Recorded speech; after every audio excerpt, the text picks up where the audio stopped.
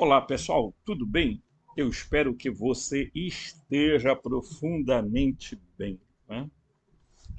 Eu fiquei um tempo aí, pessoal, dando um tempo de postagem de vídeo, em virtude da gente estar fazendo um tratamento né, de estômago, essas coisas todas, né?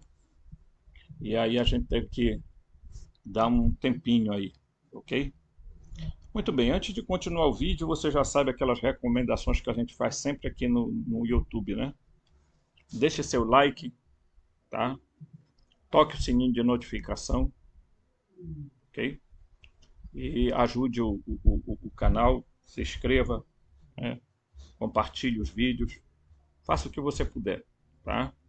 O nosso canal ele não é monetizado, né? Para a gente ter algumas coisas a melhorar o canal, a gente precisa, né? Lamentavelmente a gente tem que fazer. Eu não sou não sou rico, tá? Se fosse, a gente estaria fazendo aqui com câmera muito melhor, com um espaço bem melhor e tudo mais, tá? Se você quiser ajudar financeiramente o canal, você pode usar o Pix, tá? Pix robson.rmt@gmail.com. robson.rmt@gmail.com. Mais uma vez, só para gravar. robson.rmt@gmail.com. Então, a gente fez um vídeo ontem, né? E aí a gente falou ali, eu vou até buscar aqui o conteúdo do vídeo, para você ver o que a gente falou, tá? A gente fez aqui né? Então nós tivemos aqui, o tema foi esse aqui, ó, tá? Ok? Então o tema é esse aqui, né? Tá? Deus desmascarado, ele não está morto, né? Eu não sei se já vocês tiveram a oportunidade de ver, mas existe um livro, né? Teve um filósofo que disse Deus está morto. Quando ele falou isso, de fato, realmente é verdade, tá? É muito difícil da gente entender isso aqui, mas vamos lá.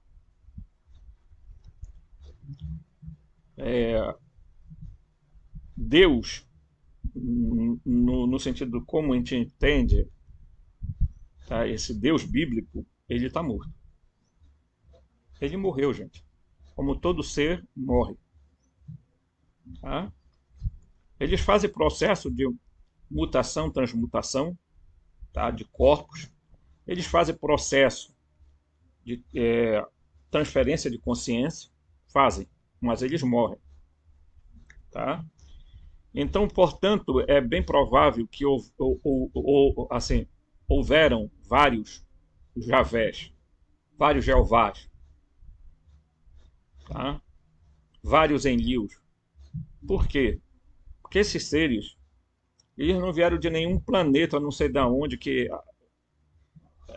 assim, a teoria dos antigos astronautas ou dos deuses astronautas é uma teoria muito bonita. Tem 12 escritores famosos, que um já faleceu, mas é o seguinte, pessoal, mesmo a gente lendo a análise que eles fizeram dos documentos de, de da tabuletas da Suméria, né? Suméria Acadianas, tá? é, é preciso a gente entender que nem tudo foi dito e nem tudo foi traduzido, tá? Nem tudo foi dito e nem tudo traduzido, tá? Isso é importante falar, né? Uma coisa que a gente precisa ter noção, tá? Então, o tema que a gente está abordando, Deus desmascarado, Deus não está morto, ele não está morto, não é para contradizer, né, a frase do filósofo, salvo engano, o Nietzsche, né, que disse isso, né, Deus está morto. Tá? Porque, verdadeiramente, quando ele fez essa expressão, ele não falou isso filosoficamente. Ele sabia muito bem o que ele estava dizendo. Tá? E agora, recente, né, tem uns 2 anos, o Amit Goswami escreveu um livro, Deus Não Está Morto. Ele é indiano e ele é um dos teóricos da física quântica. Então, ele resolveu dizer que Deus não está morto. Ok? Mas se ele está partindo do pressuposto do Deus bíblico, ele está tão enganado como qualquer outro. Tá? E eu já mostrei isso lá nos vídeos de ontem, tá? Nesse vídeo aqui, desse tema aqui, tá? Tá? Deus desmascarado. Você vê aqui que, olha aqui, ó, ele está tirando o rosto de humano, mas ele é um leão. Tá? Ele não está morto. Tá? E olha, bem aqui embaixo está o Pix também, tá, gente? Que quem puder, anota também. Tá? Então, as pessoas, de uns tempos para cá, viraram há uma tendência desregrada de, a troco de combater a ciência, começar a se mistificar muita coisa. Tá? Tem muito misticismo e gente mística, me desculpem, elas não melhoram muita coisa no mundo. Porque às vezes a mística dessas pessoas é uma mística de tipo, né, alienação da realidade, dos seres, etc. E tal, né? Então ontem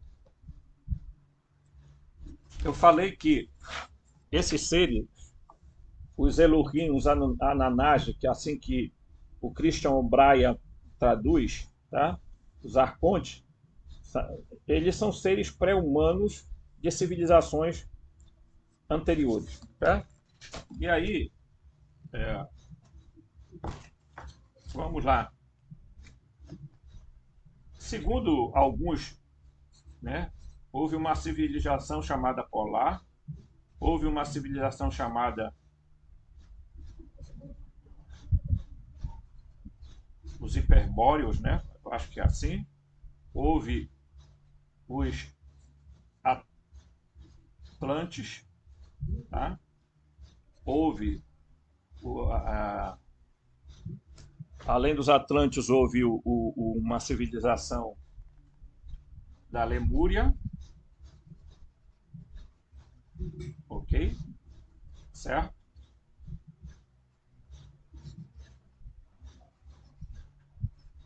Os Argatianos, ok? Então, bem, se você me perguntar, existem provas da existência dessas civilizações? Tá? Existe. Lamentavelmente estão buscando, tá? Estão buscando, ok? De que essas civilizações existiram, tá? Mas gente como a Blavatsky, né, da teosofia, gente como Platão, falaram da existência de civilizações. Né? Certo? Então, o que é que alguns estudiosos hoje estão falando? É dizendo que esses seres aqui nada mais são do que seres dessas civilizações que sobreviveram, certo? Por quê? Vou mostrar aqui também para vocês Deixa eu ver se eu encontro aqui. Eu gosto sempre de mostrar meus mapinhas, né? Okay? Mas vamos ver se a gente consegue encontrar aqui, pessoal, tá? É terrível aqui, é muito papel, tá? Okay? Mas eu ia mostrar para vocês o mapa aonde se fala aqui da existência das regiões de Atlântida, né? Não encontrei, lamento. Mas, segundo alguns, a Atlântida ficava muito próximo aqui da América do Sul, ali perto de América Central, mais ou menos. Né? Ok? Certo? E a Lemúria ficava aqui do outro lado. Né? Eu já mostrei esse mapa aí. Né? Então, esses seres, eles eram avançados no seu tempo, tá? Ok? E esses seres foram sobrevivendo às várias mudanças, às várias eras, às várias transformações, né? Aos vários ciclos, né? Os ciclos que foram acontecendo na Terra, tá? Alguns foram sobrevivendo, né? O que a gente pode perceber é que eles eram seres né, supra-humanos, ok? Mas eles não eram Deus propriamente como nós entendemos, ou como se quer fazer entender. Onisciente, onipresente, onipotente, eterno, etc, etc. Ok? Né? Eu não sei se tem aqui nesse livro, mas existe uma frase que talvez...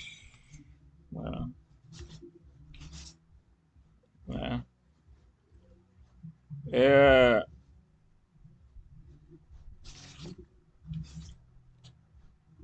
é uma frase de Santo Agostinho, tá? Que ele dizia: quebre as imagens e Deus aparecerá. É exatamente qual é o grande problema da humanidade? Foi ter aceitado a ideia de um Deus revelado numa Bíblia, num Alcorão, num Bhagavad Gita, tá? Deus que se comportava extremamente com limitações e com comportamentos humanos. E que aí a teologia resolveu dizer: não, porque os escritores deram uma imagem antropomórfica para Deus. Isso é a pior bobagem. Não tem nada de antropomórfica. É que eles eram assim mesmo. Desculpa. Seu Deus da Bíblia é aquele Deus violento mesmo, que manda matar criança, que manda matar mulheres, que manda matar um monte de gente em coisa. Né? Vá na Bíblia, tenha o bom senso de ir na Bíblia e procure os crimes de Javé. Você vai perceber o genocídio que ele cometeu ao longo do tempo. E como é que você tem coragem de chamar esse ser aí de Deus? E aí, tá? Quando inventaram a história da Cabala, tá? Certo? Quiseram, tá, mascarar a história desse Deus bíblico através desses tais caminhos, descobertas, e papapá. Aí cada ciclo desse tem um anjo, tem um signo, tem um planeta, e papapá, e aqui são os diversos caminhos, né? E aqui são as 4 dimensões, tá? Certo? E aqui está o Adonai Eret, né? O Senhor da Terra. Tá? Aqui. Porque ele diz, consideram que o Eyer, aqui do jeito que está aqui, que queria dizer o eu sou, tá? Ele é tudo isso aqui. Aqui está o conhecimento, aqui está a sabedoria, tá? Aqui está o entendimento, a sabedoria e o conhecimento, Dati, tá? O quarteto aqui, ok? Certo? Na verdade, o que esse pessoal não fala é que isso nasceu lá na Suméria. Os sumérios tinham uma árvore. E essa árvore, gente, na verdade, tem dois aspectos dessa árvore. A árvore, ela é a árvore genealógica, ok? A árvore, ela é um mapa astrológico. E essa árvore representa o aspecto do DNA humano, tá? Então, é preciso a gente entender isso. Quem acompanha o canal sabe que a gente fala aqui que os Anunnaki ou Ananage, os Elohim, os arcontes são os mesmos seres, tá? E a gente tem, faça uma maratona aí nos vídeos, porque tem muita coisa, tá? Então aqui nós somos gnósticos. Eu sou gnóstico cristão, mas eu não tenho religião, porque gnose não significa ter religião. Ser gnóstico não significa ter religião. Ser gnóstico significa ter um princípio. Mas eu tenho uma outra definição, que eu sou exognóstico. O que é exognóstico? É aquele que estuda a gnose a partir da existência de seres avançados ou de seres supra-humanos, seres pré-biológicos, orgânicos, etc. Tá? Então tá. Então existe uma interpretação de que o, o Deus, diríamos assim, o Deus do Antigo Testamento, ele é um Anunnaki, ele é um, né? Então, ele tem uma identidade particular. Né? A gente vai ver isso um pouco aí à frente, ok? Mas vamos entender que a Terra é um grande projeto. Existem dois projetos. Deixa eu ver se eu consigo escrever aqui em algum lugar. Escrever aqui. Existe o projeto Gênesis, primeiro projeto. E o segundo projeto aqui é o projeto Adão. Tá? Existem dois projetos, o projeto Gênesis e o projeto Adão. Sempre que eles querem fazer um recomeço, eles começam a inventar um novo princípio.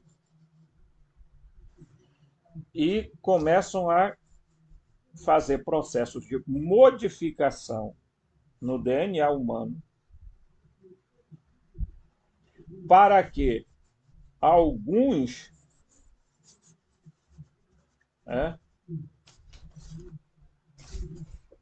sobrevivam a tudo.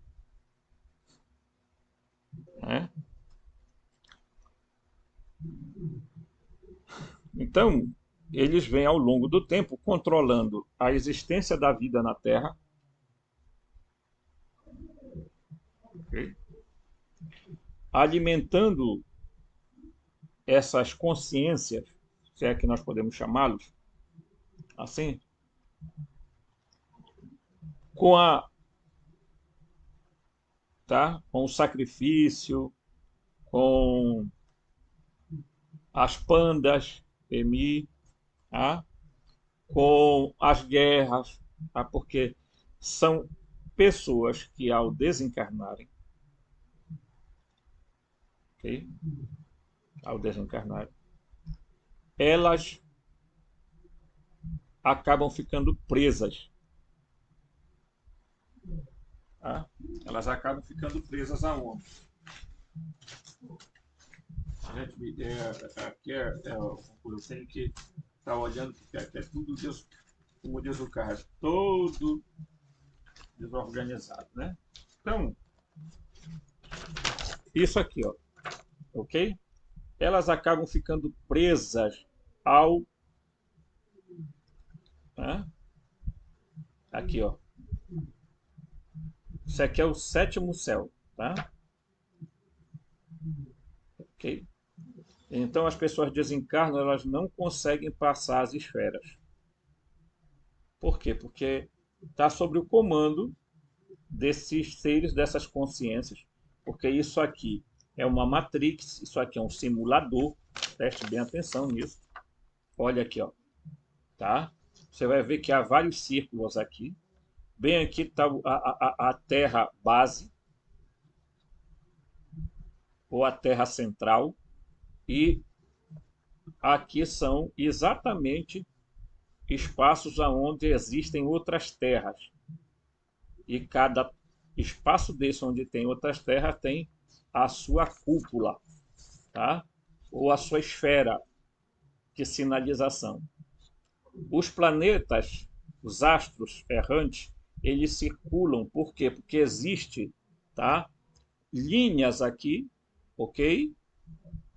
Aonde eles estão presos. Por isso eles não se chocam, não se batem, não caem sobre a Terra. E por quê? Porque eles estão aprisionados a esferas.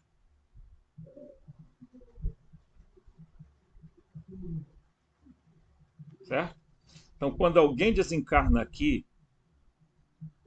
o processo natural seria fazer um processo de ascensão. Para o quê? Para ultrapassar aqui, tá? O limite para entrar na dimensão onde está o paraíso, onde está o Cristo e aonde está a Sofia. Ok?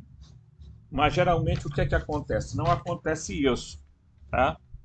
Não acontece isso, tá? Isso não acontece por uma série de situações, tá? Deixa eu juntar aqui esses papéis para eu poder usá-los com vocês na nossa aula de hoje, tá? Por isso que eu estou querendo comprar um quadro, viu, gente?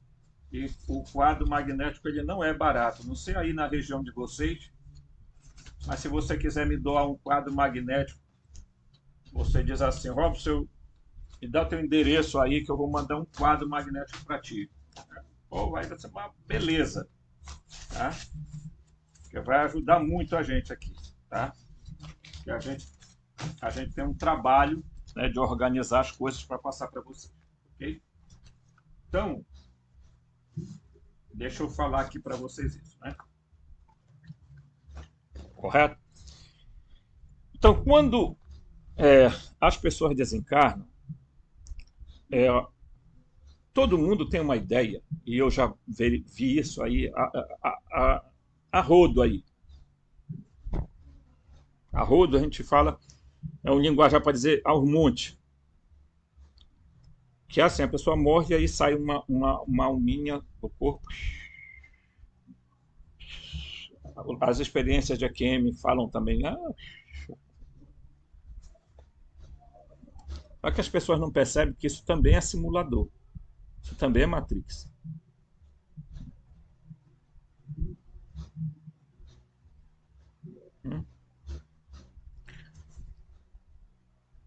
Se você perguntar, Robson, por que, que as pessoas ficam presas?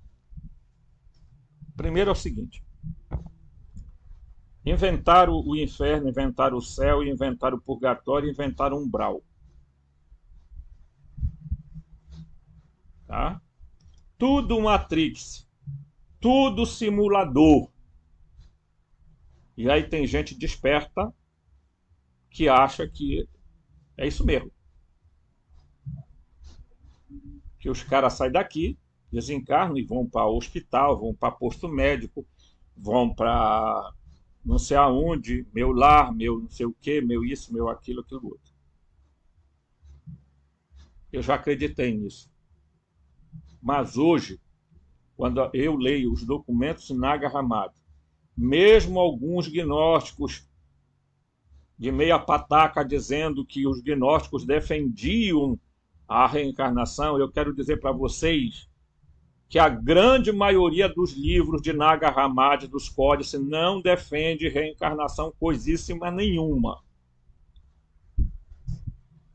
O que tem são textos isolados de Piste Sofia que não está no meio dos códices de Nag Hammadi. Piste Sofia não estava lá no meio. Tá?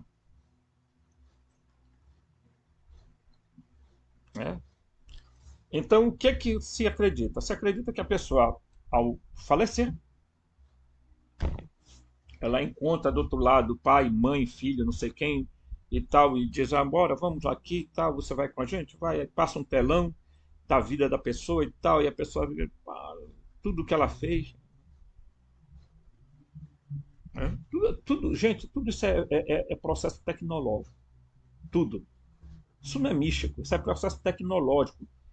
Enquanto as pessoas estiverem presas a esse misticismo, esoterismo, espiritismo, espiritualismo e não sei quantos ismos, elas vão ser enganadas todo o tempo.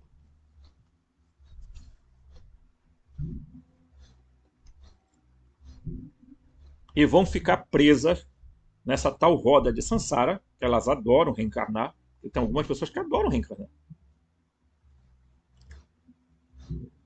Né? Tem espírito aqui fazendo, me desculpe, gente, a sinceridade, eu vou ser sincero, eu não aguento.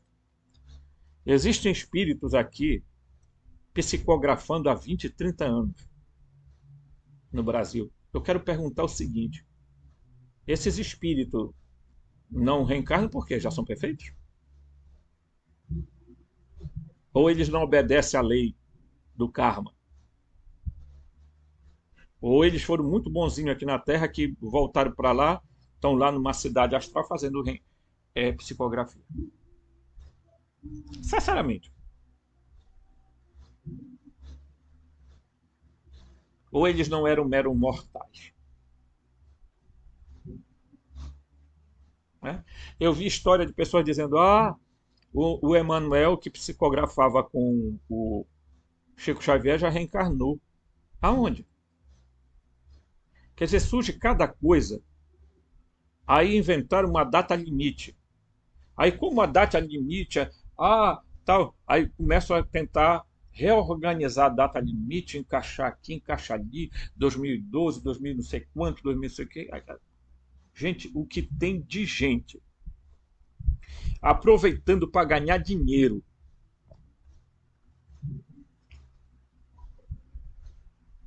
Que são um monte de materialistas. E se dizem espiritualistas. Eu sou espiritualista, sou um cara do papo furado.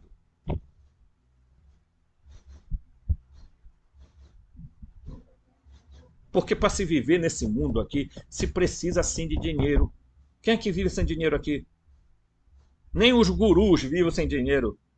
Olha os gurus que a gente vê por aí dando palestra. Vão lá nos prédios, nos templos deles, nas coisa de chique. O problema é que esse povo não quer ensinar a verdade, não. Eles querem ensinar a verdade assim. Eles querem ensinar a meia-verdade e a meia-verdade deles. Aí fico criando história de que eu vou mudar o meu nome agora não é mais Robson, meu nome agora é Rachanash, Amanage, Minou, não sei o quê. Por quê? Porque uma consciência me falou para mudar de. Porque na Bíblia Deus mudava nome das pessoas. É mesmo, é? Jesus mudou o nome de Pedro, de Simão para Cefas, para Pedro. É mesmo, é?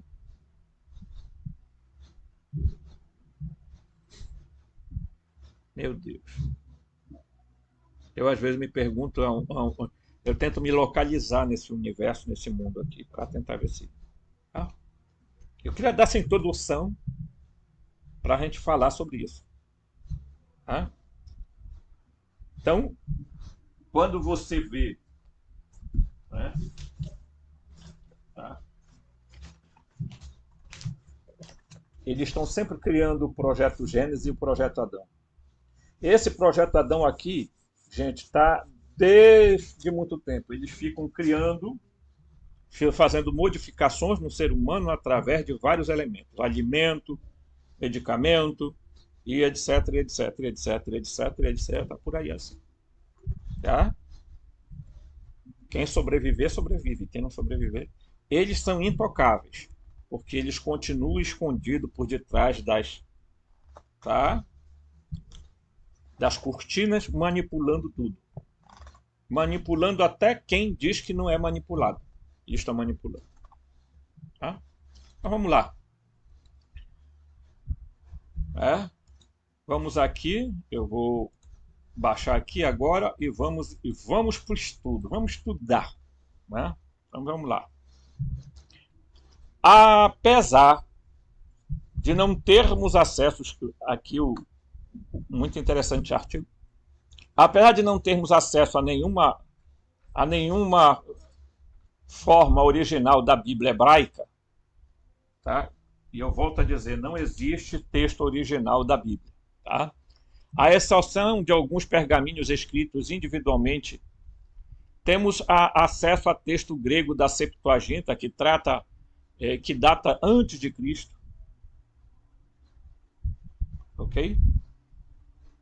Entretanto, a fim de compreendermos como os judeus da era dos evangelhos viam a Bíblia em termos históricos, a obra completa do escritor hebreu, tá? José, tá? Flávio José, conhecido, né? Que ele escreveu A Guerra dos Judeus e as Antiguidades Judaicas. Tá? Ele nasceu no ano 37 depois de Cristo, pouco após a crucificação de Jesus. Joséfos era descendente de príncipe e sacerdote asmoneanos ou asmodeus, né? Asmoneus, quer dizer, não é asmodeus, não, é asmoneus. Tá? Asmoneanos, tá? De Jerusalém, do século II a.C. Apesar de haver estudo para tornar-se estudado para tornar sacerdote fariseu, ingressou no exército durante a insurreição dos judeus contra os senhores romanos no ano de 66 depois de Cristo e foi nomeado comandante de defesa da Galileia. Após o malogro da revolta dos judeus, que chegou ao fim após a destruição do templo de Jerusalém pelos romanos em 70 depois de Cristo, Joséfos teve um papel fundamental, tá, na rendição da cidade e em seguida viajou a Roma, onde se tornou historiador. Seus livros, tá, oferecem uma visão abrangente da longa e complexa história da nação judaica, desde o tempo dos primeiros patriarcas até o jugo romano. Em seu prefácio, tá, de Guerra dos Judeus e Antiguidade Judaica, Joséfos cita que não quão profundamente pesquisou os judeus. Entretanto, para lá, como não tinha nenhuma outra fonte das histórias mais antigas sobre eles, além das escrituras hebraicas, Joséfo afirma que elas foram interpretadas à luz das escrituras. Portanto, sabemos que temos de interpretação da Torá apresentou os detalhes da forma como eram ensinados e discutidos em sua época, que nos dá uma ideia muito aproximada dos textos bíblicos então disponíveis naquele período. Tá? Peraí, Robson. Não entendi. Tá bom. Vamos entender? Uau. Entendi.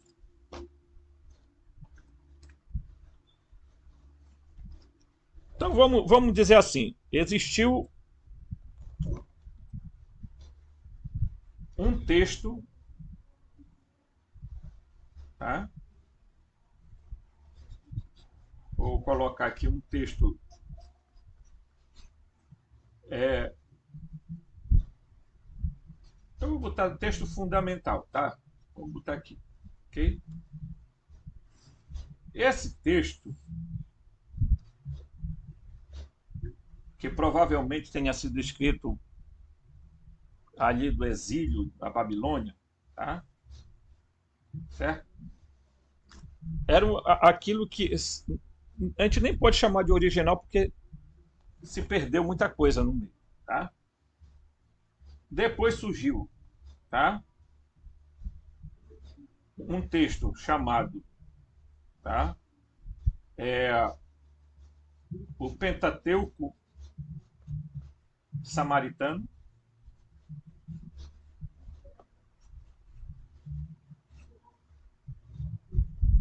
tá?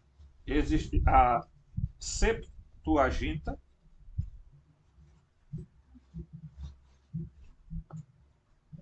ok? Os documentos de Qumran, certo? E somente depois, muito depois, é que surge a o texto massorético, tá? Por que é que eu quero mostrar isso para vocês? Para você entender que houve um texto inicial, vamos chamar assim, um texto inicial, né? Ou um texto base, que se perdeu no tempo. Desse texto inicial surgiu o Pentateuco Samaritano, surgiu primeiro a Septuaginta, depois o Pentateuco Samaritano e os textos de Qumran. E somente 900 anos depois de Cristo é que foi escrito o texto massorético. Tá? Aí você me pergunta o seguinte: em que texto o Flávio Joséfo se baseou para contar a história do povo judeu? Ele se baseou nos textos da Septuaginta, nos textos que ele tinha à disposição dele naquele período. Tá me entendendo? Esse negócio de dizer que o Flávio José foi um historiador, historiar o quê? Ele não tinha quase nada. Ele próprio fala que a única coisa que ele encontrou sobre os judeus foi aquilo que estava escrito na Bíblia. Os textos chamados lá, os pergaminhos, os códices que ele tinha à disposição. Tá?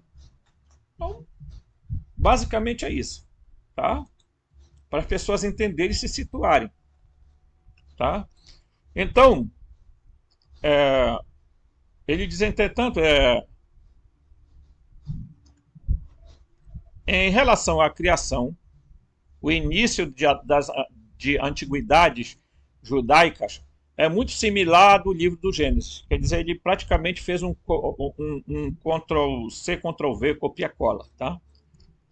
Tal qual conhecemos hoje em dia. No princípio, Deus criou o céu e a terra e tal, papai, ele repetiu essa mesma coisa. Né? Esse início, seguido de um relato semelhante sobre os 6 dias da criação, sobre a formação do homem chamado Adão. Adão, Adão. Okay.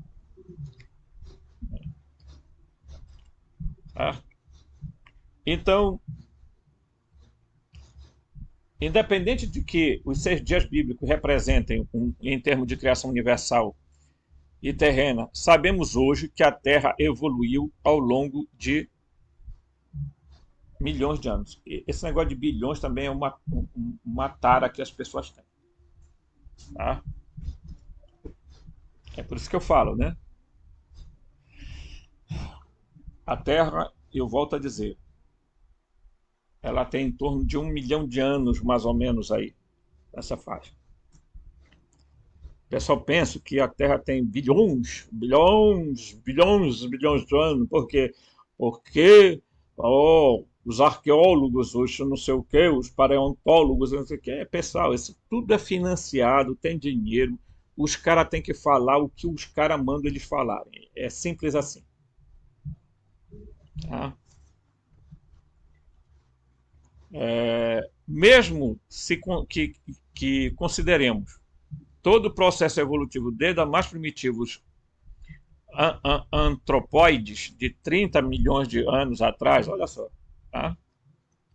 Ainda nos deparamos com a prova irrefutável de que o homem de Neandertal existia antes de 70 mil antes de Cristo.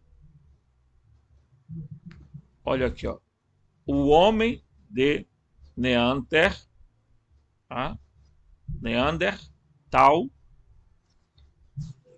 existia de 70, antes de 70 mil anos antes da Era Comum.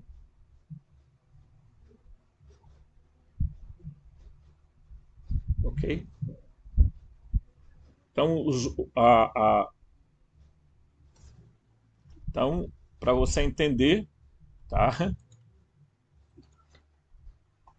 Que é uma coisa óbvia que as pessoas deveriam compreender, né? Então vamos lá. Existe uma coisa chamada gênero. E existe outra coisa chamada espécie.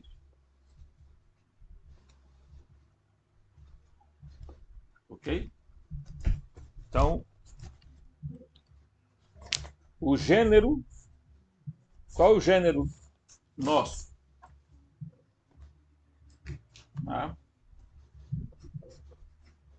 Homo. A espécie vai depender. Tem erectus, habilis,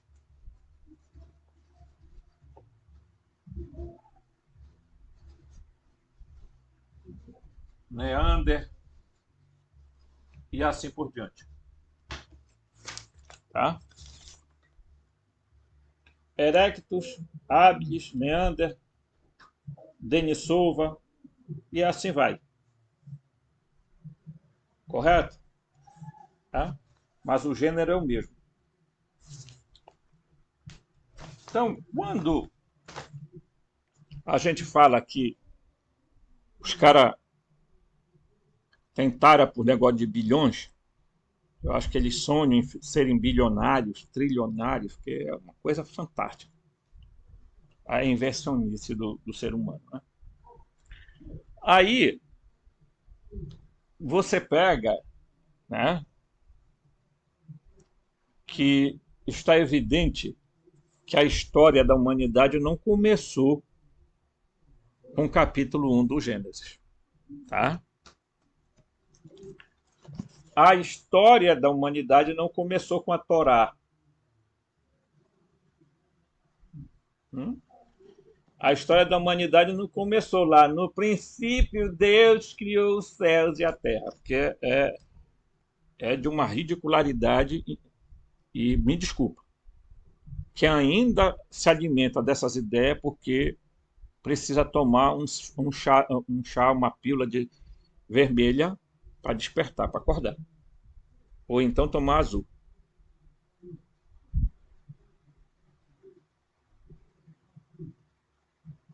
Azul ou vermelha, né?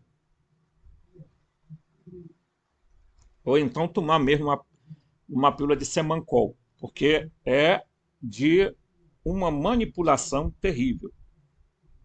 Então, se há 70 mil anos já existia aqui uma espécie humana chamada de Neandertal, evidentemente que nós temos que se perguntar, o Gênesis foi, a Bíblia foi escrita em torno em torno de 1500, 2000 a 1500 anos antes de Cristo.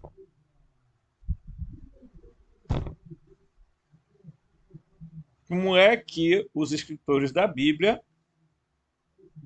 né, vão. Da onde surgiu? Ah, foi. Não, Robson, é uma revelação. Uma revelação. Revelação. Deus revelou a história do homem para as pessoas. Foi mesmo, foi? Lá no cativeiro de Babilônia? Qual deles? Qual desses Deus fez essa revelação? Yaldabaoth? Enlil? Javé? Alá? Bram? São tudo a mesma coisa? É mesmo, gente.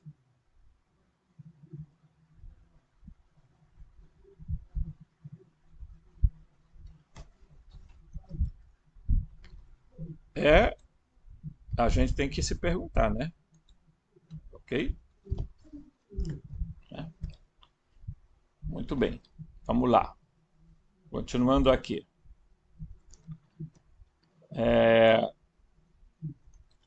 Essa raça, a raça dos Neandertais, né? Essa raça extinguiu-se após cerca de 40 mil anos e nesse interim surgiu o homem de Cro-Magnon, tá? Em aproximadamente 35 mil anos antes da Era Comum ou antes de Cristo. Tá? O homem de Cro-Magnon é nada mais do que o Homo sapiens. Tá? Certo? Data da era do início do Homem sapiens, tá? Do Homo sapiens, homem pensante. Termo derivado do latim sapientia, que significa sabedoria, o homem da sabedoria, o homem sábio. Com sua arte, vestuário e estrutura comunitária. Tá? Apesar de ambíguo em termos cronológicos, o texto do Gênesis, em vários aspectos, bem preciso. É fato que na era dos escribas, ninguém tinha nenhum conhecimento arqueológico das primeiras formas de vida, nem de dinossauros ou de outras criaturas pré-históricas. Todavia, de acordo com as pesquisas recentes sobre as histórias de Darwin e de outros naturalistas, Gênesis 1, de 11 a 25, cita que antes do homem havia plantas, peixes, aves, animais. Essas várias formas de vida são detalhadas em progressão científica lógica com os seres humanos. Tá? O darwinismo foi outra bobagem, tá? Certo? Finalmente reinado sobre todos os outros seres. De forma geral, tá? A sequência de eventos retrata no Gênesis parece estar alinhada com as descobertas geológicas e arqueológicas, à exceção de que o período de evolução teria sido mais longo do que o citado na Bíblia. Mas é claro, evidente que sim. Né? Quando, quando as correntes de pensamento dominante, há duas filosofias opostas em relação a serem a origem da vida. Uma delas é definida dentro dos limites da religião, ou seja, Deus criou tudo que existe em sua forma final. A outra classificada como ciência, tá? Que diz que todas as formas de vida evoluíram lentamente por meio de um processo de seleção natural. Tá? A sobrevivência do mais apto. E aqui é bom de ficar atento, porque essa é a ideia que ainda é em voga hoje.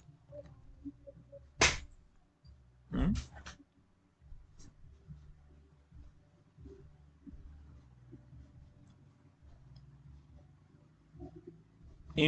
O que que Davi dizia? Que quem sobrevivia? O mais apto. Por quê? Porque o ser humano ia se adequando, se adaptando. Então, em tese, tá?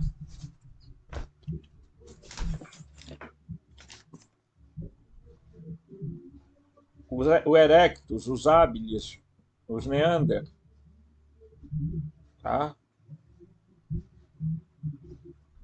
O Denisova, todas as outras espécies se acabaram, tá? Porque ou foram assimiladas pelo Homo sapiens, ou foram destruídas por ele. Ah, quem está falando? Não, não sou eu que estou falando isso, não. É um escritor, por sinal judeu, né? Esqueço o nome dele, né? Mas ele tem, né, um livro chamado Homo Deus, Homo Sapiens e etc. Ele tem alguns livros, né?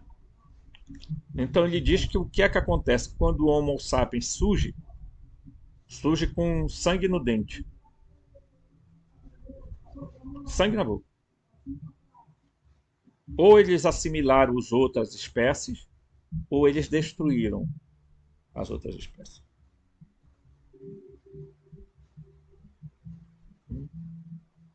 Correto?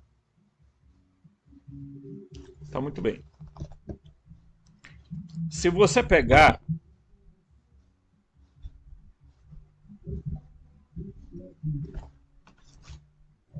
eu vou pegar aqui, ó. Se você pegar, vamos pegar aqui o Gênesis 1, você vai ver que é o seguinte.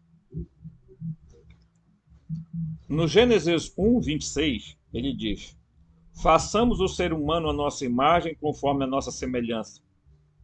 Tá? E Deus criou o ser humano à sua imagem. A imagem de Deus o criou, macho e fêmea, ou macho e fêmea o criou. Deus o abençoe e disse: frutificai. Então aqui está a primeira criação do ser humano.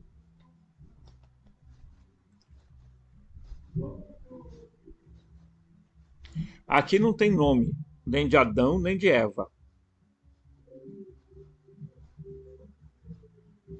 Aqui é uma primeira experiência que eles fizeram no processo. Quem vai sobreviver? O mais apto.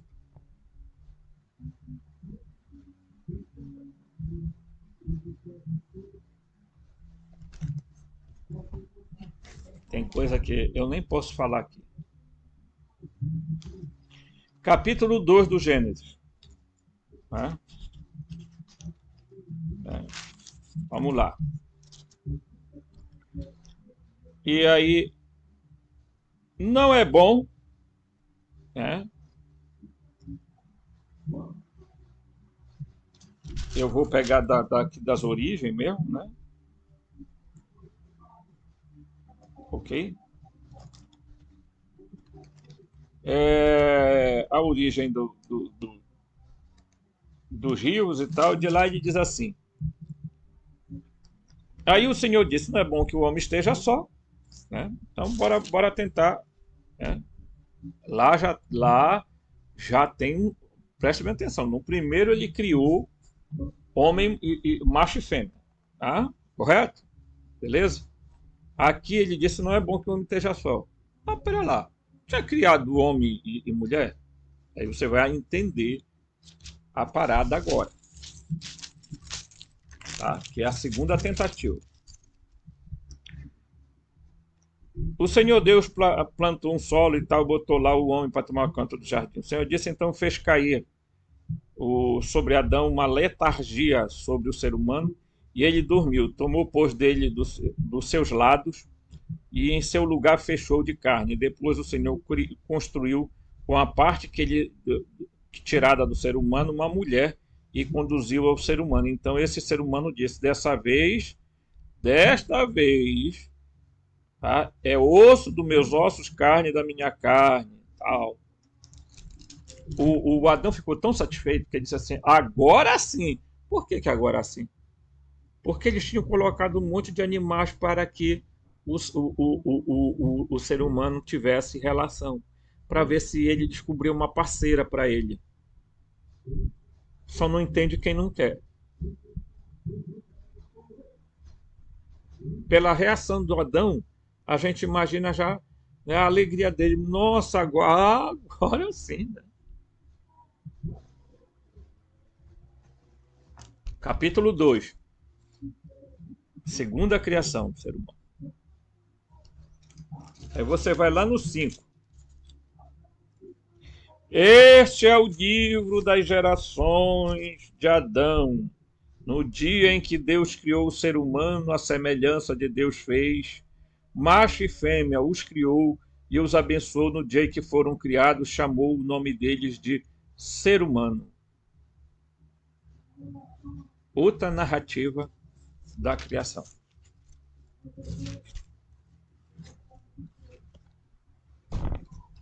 E colocou o nome deles apenas de humanos ou terráqueos.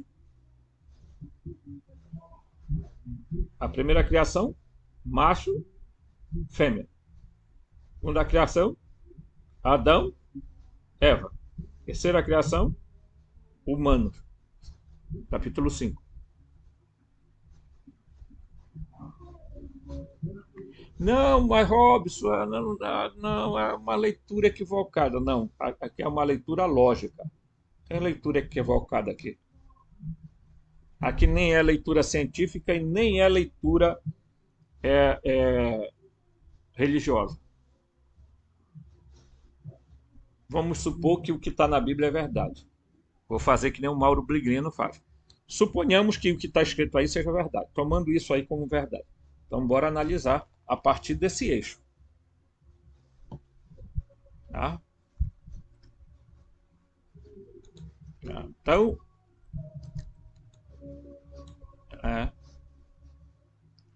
aqueles que encontram os extremos opostos nesse debate são comumente chamados de criacionistas e evolucionistas. Essa briga vem de tempos. Tá? Aí eu vou passar bem aqui. Né? Mas antes de voltarmos para as evidências confirmatórias, há alguns pontos a examinar. Tá? A examinar o texto completo da passagem de Gênesis que se refere para as plantações do jardim. Tá? A tradução que preferimos é aquela que a Torá judaica, tá? É aquela dada na Torá judaica, porque seus estudiosos trabalharam em corrente principal de tradição hebraica, que esses estudiosos também eram aqueles maior probabilidade de serem afetados pela interpretação rabínica, tá? Tem que ser aceito, mas no caso, as passagens relevantes da Torá apenas diferem em menor grau a seus equivalentes na Bíblia de Jerusalém. Então, em Gênesis 2,4 diz: quando o Senhor Deus, Javé Elohim, tá, forjou a terra e o céu, nenhum arbusto do campo ainda está na terra e nenhum grão ainda brotou, porque o Senhor Deus, e Javé Elohim, tá, não havia enviado chuva sobre a terra, e não havia homem para lavrar o solo, não havia terráqueo, Adamu, ainda não havia escravo. Tá? Para lavrar o solo, mas um fluxo brotaria do solo e arregaria toda a superfície da terra. Essa passagem é de particular importância porque marca o início de uma seção mais antiga do registro do Antigo Testamento. O primeiro capítulo do Gênesis e os primeiros 4 versículos, tá? Certo? E meio, tá? Do capítulo 2 foram compilados a partir do Código Sacerdotal, principal corpo do qual foi reunido na Babilônia na parte final do século VI antes de Cristo. Na metade do capítulo 2, versículo 4, a autoridade mudanças nos extratos mais antigos do documento judaico, que se acredita ter sido compilado por volta de 850 antes da Era Comum. Duas mudanças são imediatamente, aparentes. Primeiro, a expressão Elohim é expandido para Javé e Elohim. Isso implica quanto mais velho o documento, refere-se ao ser que que se ocidentalizou como Deus. Tá? Aqui no Ocidente, colocaram o Jeová como Deus. Tá? Na frase Javé Elohim, que na nossa opinião deveria ser traduzido como líder dos iluminados ou um dos iluminados, ou quanto à história da criação, o capítulo 1 foi compilado após o exílio da Babilônia. O termo Yahvé foi abandonado, deixado Elohim por si só. Isso provavelmente explica os pronomes serem em grande parte singular. É possível que o redator posterior tivesse alguma suspeita, que o capítulo se referia à reconstrução do Éden e não para todo mundo, mas ainda tinha reservas sobre acreditando isso a uma pessoa. A segunda mudança, a mais importante no documento mais jovem do primeiro capítulo, é utilizado o termo bará, que em tese é traduzido como criar, pessoal?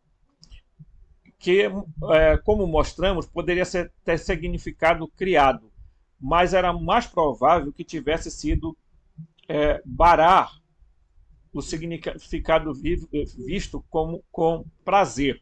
Na passagem citada acima, e no documento mais antigo, bará não aparece. Ela é substituída por ashwit, significando forjado, como no trabalho de forro. Essa palavra significa formado por trabalho e implica a reconstrução cuidadosa e fragmentada de plantações, nos Highlands ou Landes, em vez da criação instantânea do primeiro capítulo. Isso está muito mais de acordo com a nossa concepção do empreendimento do Éden. Então, bora lá.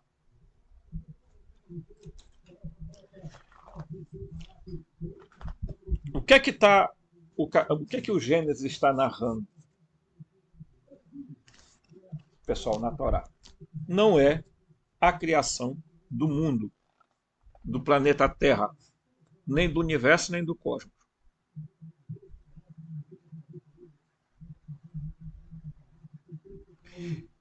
O que é que o Gênesis está narrando? O Gênesis,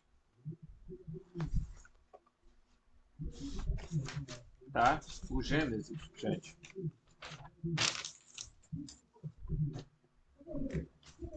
Vou colocar aqui. Mitos sumérios.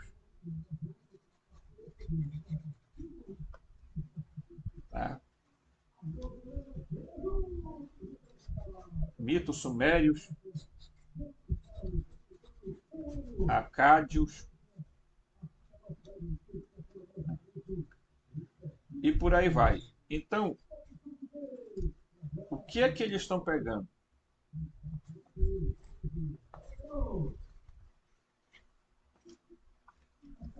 A Bíblia se utilizou dos mitos sumérios, acadianos e até mesmo dos textos ugaríticos para fazer a narrativa do quê? Do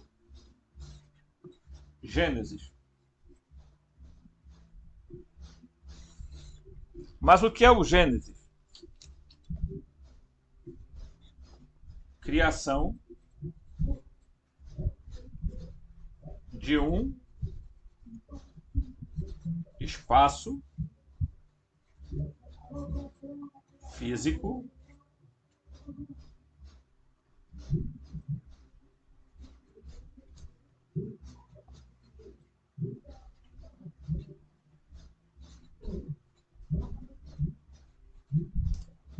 então vamos lá.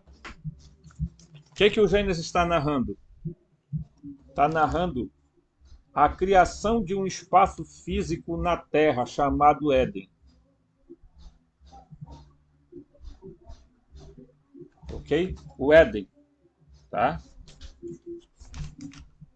O Éden era o que, Robson? Para pegar o Éden aqui. O Éden equivale, tá,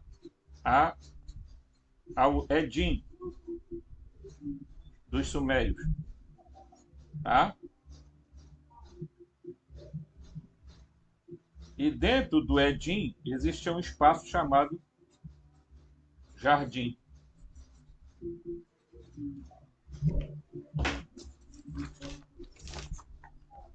O que era o Éden? Era o Edim dos sumérios, e dentro desse Edim tinha o jardim. E o que era isso aqui, Robson? Isso aqui se chama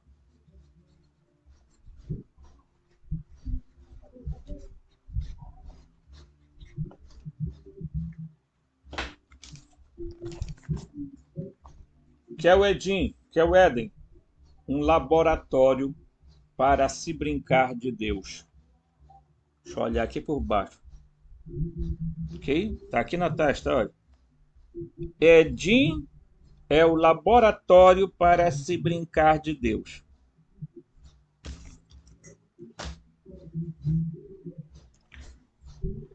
No princípio, criou Deus, céus e a terra.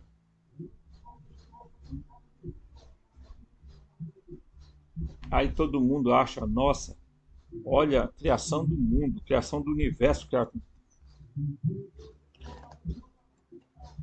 Tá? Eu vou pegar aqui um negócio.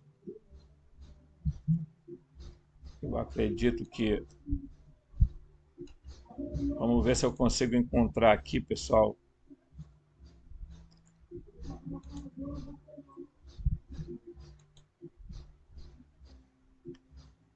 Então eu vou... Não vai dar para vocês verem, mas eu vou tentar mostrar aqui. Tá? Não dará realmente, de fato, para vocês verem, porque vai cortar aqui a tela. Mas veja só. Na Bíblia de Jerusalém, bem aqui, ó, está escrito: no princípio Deus criou o céu e a terra, ok? Ok? Ó, certo? Aí, olha o texto alternativa que o O'Brien resolveu fazer. No princípio, os iluminados olhavam para baixo com prazer as pastagens das terras altas e as terras baixas.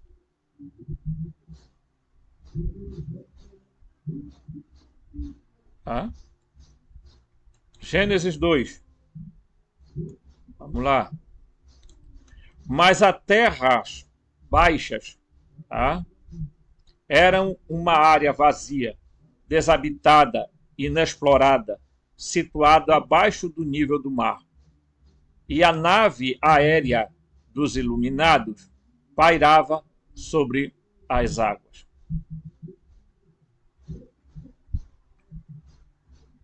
Três. Tá? Os iluminados disseram: vamos esclarecer a respeito desta terra. E eles a exploraram. Enquanto que o Gênesis original diz: Deus disse, haja luz e houve luz. Tá? Então eu vou procurar aqui aonde é que está o capítulo da criação do homem, aqui para a gente para vocês verem o como é que é a tradução deles aqui, tá? Em Gênesis 1, ok? Então, bora lá.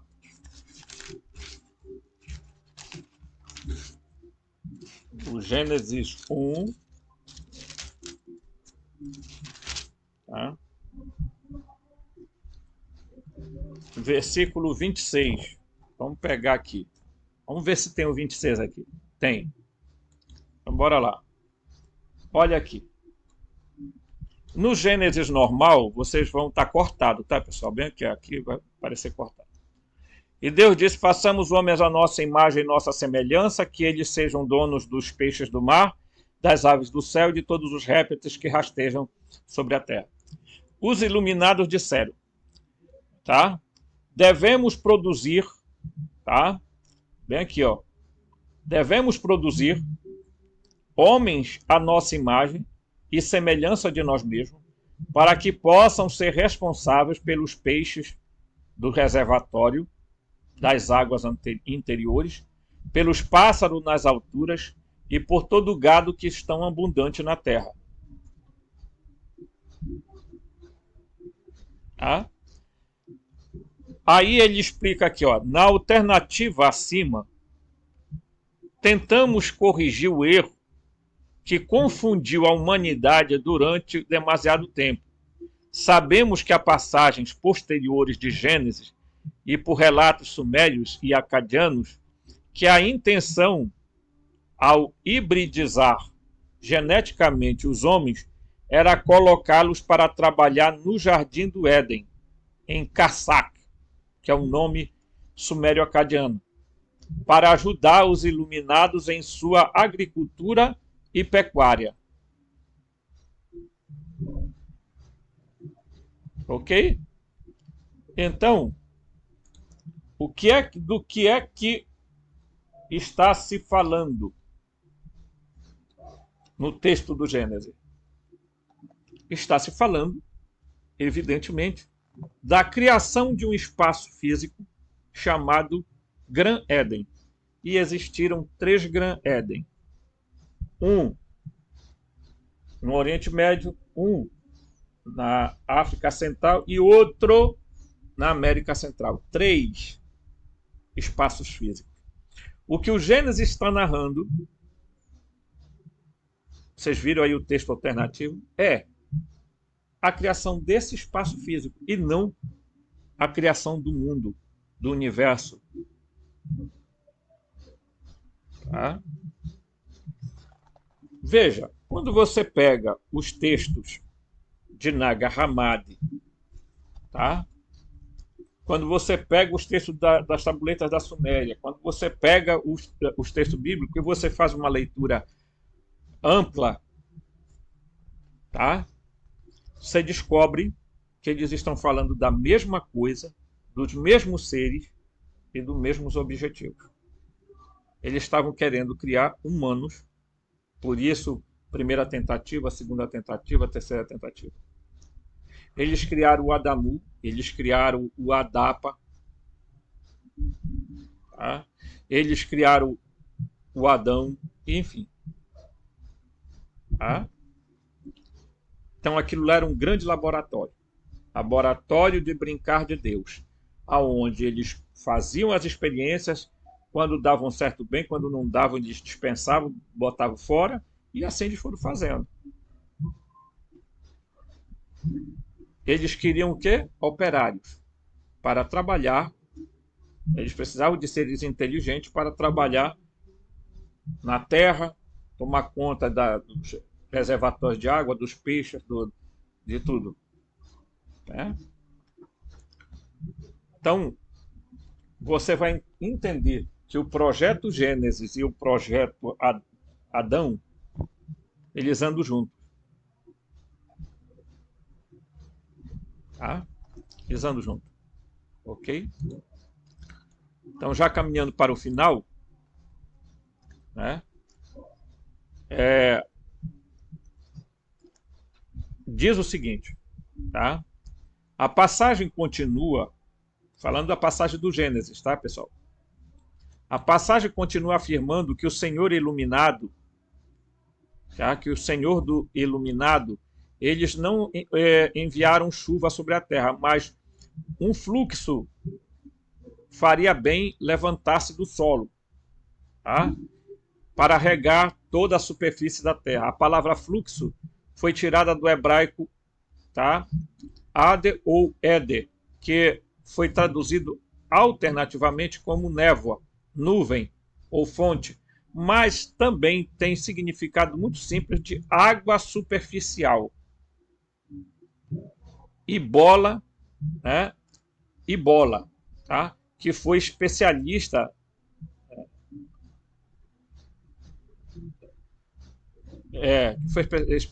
estou aqui meio organizando, tá? Traduzido do Google, gente, você já sabe.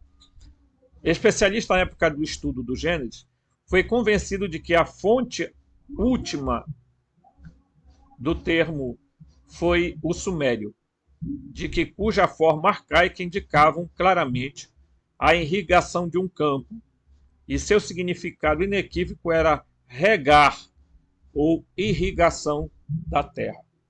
Ainda hoje, as hortas rurais no Médio Oriente, no Oriente Médio, tendem a ser mais prático do que ornamental, e o cultivo das culturas alimentares é sua principal preocupação. Então, o que é que nós estamos falando? Tá? Os Elohim, os iluminados, ou arcontes, ou Ananage, ou Anunnaki, como queiram chamar, eles criaram um espaço chamado Gran Éden. Eles desceram das terras altas para as terras baixas, para criar, tá? E resolveram fazer intervenção em 4 espaços: Oriente Médio, África Central e América Central. Lá eles implantaram um laboratório chamado Gran Éden. E dentro desse Gran Éden, eles colocavam um lugar chamado Jardim, que era um pomar, aonde eles colocavam os seres para fazer a sua experiência de, né, reprodução, e eles ficavam lá, como se fosse desculpa a expressão, né, era um verdadeiro Big Brother, porque eles ficavam observando todo o tempo o comportamento daqueles seres, tá? Tanto que quando eles viram que eles expulsaram Adão e Eva de lá, disseram: não, sai, vão fora, vocês, tal, né? Então, quando você lê os documentos gnósticos e os documentos da Bíblia, os textos ugaríticos, textos sumério-acadiano, você não tem nenhuma dúvida. Esses seres estavam aqui criando mão de obra barata para se manter. Eles brincavam de ser Deus, mas eles não eram o Deus onipotente, eles não eram a fonte, eles não eram o uno, eles não eram o Pai do qual Jesus falava. Ok? Beleza? Então tá. A gente volta no próximo vídeo. Forte abraço e até o próximo vídeo, gente.